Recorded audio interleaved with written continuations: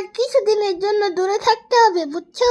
আমার মনে হয় না এই সময়টা আমাদের একসাথে থাকা উচিত, কারণ সমাজ তো আমাদের একসাথে মাইনে নিবে না। কয়েকটা দিনেরই তো কথা, তুমি মন খারাপ করো না। আজকে থেকে ঠিক 3 মাস পর আমাদের আবার দেখা হবে। তুমি একটু বোঝার চেষ্টা করো, এই সময়টা আমাদের দেখা করার জন্য ঠিক না। 3 মাস পর্যন্ত তোমার সাথে দেখা হবে না, কথা হবে না। তাই তোমারই বিদায় দেওয়ার আগে তোমার একটা গান শোনাই দিই। কভি अलविदा ना कहना, कभी अलविदा ना कहना।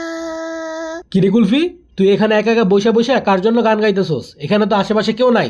আরে দেখতেছো না, এই যে সামনে একটা টেবিল পাখা, আমি ওর জন্য গান গাইতেছি। দাদি বলছে শীত এসে পড়ছে, তাই ওরে ধুইয়া মুইছা আলমারিতে রেখে দিবে, আবার গরমকাল আসলে বের করবে। তাই আমি এই টেবিল পাখাটার জন্য একটা বিদায় অনুষ্ঠানের আয়োজন করছিলাম। তুমি কি ভাবছো? হ্যাঁ।